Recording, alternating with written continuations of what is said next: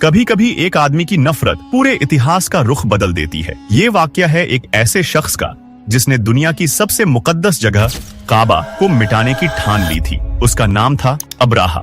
लेकिन सवाल ये है कि अब्राहा को काबा से इतनी नफरत क्यों थी? क्यों वो 60,000 की फौज लेकर मक्का पर चढ़ाई करने निकला? और आखिर उसका अंजाम क्या हुआ? उस दौर में काबा सिर्फ एक इबादतगाह नहीं था, वो पूरे अरब की जान था। हर साल अरब के कोने कोने से लोग मक्का आते, काबा का तवाफ करते और मक्का वाले इन्हीं लोगों से अपनी रोजी कमाते। ना कोई बादशाह था, ना कोई सरकार, फिर भी मक्का पूरे अरब का सेंटर था। ये बात यमन के हाकिम अब्राहा को बहुत चुभती थी। वो सोचता, ये गरीब मक्का वाले कौन होते हैं जो पूरे अरब पर असर डालते हैं। गुस्से में आकर अब्राहा ने अपने शहर सन्ना में एक बहुत बड़ा और शानदार चर्च बनवाया। उसका मकसद था लोग काबा को छोड़कर वहां आए और उसकी सल्तनत भी अरब का नया सेंटर बन जाए। वो चर्च हीरे जवाहरात से सजा हुआ था, दीवारें चमकती थीं, दरवाजे सोने के थे, लेकिन कोई नहीं आया। लोग फिर भी काबा ही जाते रहे। इतना खर्चा, इतनी मेहनत, सब बेकार। अब्राहा के लिए ये उसकी सबसे बड़ी हार थी। अब उसके पास एक ही रास्ता बचा था, काबा को मिटा देना। अब्राहा किसी बादशाह के घर में पैदा नहीं हुआ था। वो तो रोमन एम्पायर के एक छोटे शहर में एक मामूली बिजनेसमैन का गुलाम था। लेकिन किस्मत ने उसे वहां से उठाकर एक ऐसे मुकाम पर पहुंचा दिया जहां उसका नाम बादशाह की तरह लिया जाने लगा। उस वक्त यमन और हबशा, आज का इथियोपिया, दोनों में लड़ाई चलती थी। यमन यहूदियों के कब्जे में था और हबशा में ज्यादातर ईसाई रहते थे। यहूदियों ने कई बार ईसाइयों पर हमला किया, जिससे रोमन एम्पायर को बहुत गुस्सा आया, क्योंकि वो ईसाई धर्म के हिफाजतगार थे। रोमन ने हबशा की मदद की और हबशा ने यमन पर हमला किया। इस मिशन की अगुवाई एक गुलाम ने की और वो गुलाम था अब्राहा। उसने 1 लाख की फौज लेकर हमला किया और यहूदियों की सल्तनत को तबाह कर दिया। इस जीत के बाद अब्राहा की ताकत बहुत बढ़ गई। उसने यमन को अपने देश हबशा से अलग कर लिया और खुद को बादशाह घोषित कर दिया। अब्राहा का असर पूरे अरब में फैल गया था, लेकिन एक जगह थी जहां उसका नाम भी असर नहीं करता था, मक्का। हर साल हजारों लोग मक्का आते, काबा का तवाफ करते और ये देखकर अब्राहा जल उठता। वो सोचता, क्यों ना मैं भी एक ऐसा घर बना दूं जिसे लोग काबा की तरह पूजें। इसलिए उसने सना में वो आलीशान चर्च बनवाया। लेकिन जब कोई वहां इबादत के लिए नहीं आया तो उसकी नफरत अब जुनून बन गई।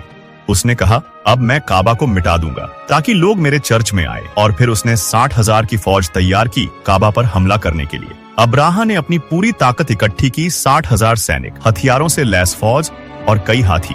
वो निकला मक्का की तरफ। इरादा साफ था, काबा को गिरा देना। रास्ते में उसने कई जगहों को लूटा। लोग डर के मारे भागे। हाथियों की आवाज से जमीन कांपती थी। जब अब्राहा मक्का के पास पहुंचा, उसने मक्का के मुखिया अब्दुल मुत्तलिब को बुलाया। अब्राहा ने कहा, तुम्हारे ऊंट मेरे पास हैं, मैं उन्हें लौटा दूं? अब्दुल मुत्तलिब ने जवाब दिया, मैं ऊंटों का मालिक हूँ, इस घर का मालिक खुद अल्लाह है। अब्राहा ने हंसते हुए कहा, तुम्हें अपने ऊंटों की फिक्र है, इस घर की नहीं। अब्दुल मुत्तलिब बोले, मैं अपने ऊंटों का मालिक हूँ, इस घर का मालिक वो है जो इसकी हिफाजत करेगा। अब्राहा ने सोचा, ये तो डर गया, पर असल में अब्दुल मुत्तलिब का भरोसा उस एक पर था जो कभी अपने घर को अकेला नहीं छोड़ता। अगली सुबह जब फौज ने मक्का की तरफ बढ़ने की कोशिश की, हाथी रुक गए। जितना कोशिश करो वो एक कदम भी आगे नहीं बढ़े। सैनिकों ने मारा, धक्का दिया, चिल्लाए, लेकिन हाथी जैसे किसी इनविजिबल पावर से जकड़े हुए थे। और फिर आसमान बदला। ऊपर से छोटे छोटे परिंदों का झुंड आया। हर एक के मुंह में छोटे छोटे पत्थर थे। वो पत्थर जैसे आग के टुकड़े थे। जहां गिरते वहां सिपाही जल उठते। कुछ की चमड़ी गल जाती, कुछ गिर पड़ते। हर तरफ हाहाकार मच गया। अब्राहा की विशाल फौज बर्बाद हो गई। कुछ ही देर में हजारों सिपाही मारे गए। बचे हुए डर के मारे भाग निकले। इतिहास में लिखा है कि अब्राहा खुद घायल होकर भागा और रास्ते में उसकी मौत हो गई। उस दिन मक्का में किसी ने तलवार नहीं उठाई, फिर भी फतह उनकी हुई। अब्राहा की हार सिर्फ एक फौज की हार नहीं थी, ये मक्का की जीत थी। उस दिन के बाद मक्का की इज्जत और बढ़ गई। लोगों ने देखा कि काबा की हिफाजत खुद हुई। हर साल और ज्यादा लोग वहां आने लगे। मक्का अब अरब का दिल बन गया। मक्का वालों की दौलत बढ़ी और उनका रुतबा भी। जो कभी एक छोटा शहर था, अब पूरे अरब का सेंटर बन गया। लेकिन इससे भी बड़ी खुशी तो और आने वाली थी। एक युग बदलने वाला वक्त शुरू हो रहा था। अगर इस पर आप चाहते हैं एक प्रॉपर वीडियो बनाओ तो कमेंट में जरूर बताना। इस वाक्य से एक सबक मिलता है, ताकत सिर्फ सेना और सोने में नहीं होती, बल्कि सच्चे यकीन में होती है। अब्राहा ने अपनी शान के लिए काबा को मिटाना चाहा, लेकिन खुद मिट गया। काबा आज भी वही है और दुनिया भर के लोग आज भी उसी की तरफ रुक करके नमाज पढ़ते हैं। अब्राहा का ये वाक्य एक सबक बन गया कि जो घमंड में इस कायनात के बनाने वाले से टकराता है, वो दुनिया के लिए इबरत बन जाता है। अगर इस वाक्य से आपने कुछ सीखा हो तो इस वीडियो को लाइक करो, शेयर करो और ऐसी ही वीडियोस के लिए चैनल को सब्सक्राइब करना मत भूलना।